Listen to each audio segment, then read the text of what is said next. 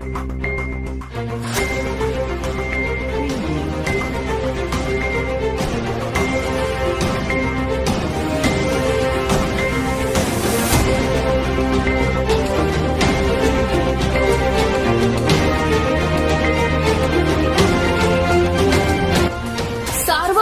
News Maharashtra. सगळ्यात जास्त महाग वीज अदानीची आहे। याबाबत आज आम्ही निवेदन दिले।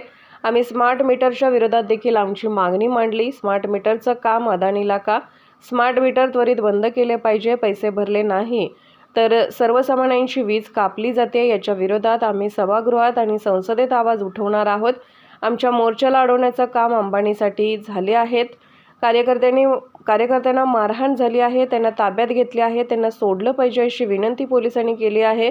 आजची जी वागणूक झाली ती दुर्दैवी होती। पोलिसांचा काही दोष नाही, याच्या मागे अदृश्य शक्ती आहे। पाहिजे 30% जे आहे ते वीज बिलामध्ये वाढ झालेली आहे। तुम्ही जर सर्वसामान्य माणसाला विचारता आज प्रश्न पडलेला आहे। आज एक दिवस जर अडाणींच्या महिन्यामध्ये समजा जर बिल त्या ठिकाणी दिलं नाही तर लगेच त्या ठिकाणी पोलीस जातात आणि वीज काढण्याचं काम करतात। आम्ही त्यांना तोही प्रश्न विचारला, गरीब माणसाचा मध्यमवर्गीय माणसाचा प्रकार 10च्या ऐवजी 15 तारखा झाला तर तुम्ही त्याच गोष्टींचं वीज काढण्याचं काम करता। हा गरीब माणसासाठी अन्यायकारक आहे आणि म्हणून ही लढाई आम्ही मागे पण लढत होतो, येणाऱ्या काळामध्ये पण लढणार, आंदोलनाच्या माध्यमातून लढणार। आमच्या असेंब्ली सुद्धा विरोधी पक्ष नेत्यांनी आणि वरच्या हाऊसमध्ये आमच्या नेत्यांनी बोलण्याचं काम केलेलं आहे। संसदेमध्ये सुद्धा आम्ही हा प्रश्न मांडणार।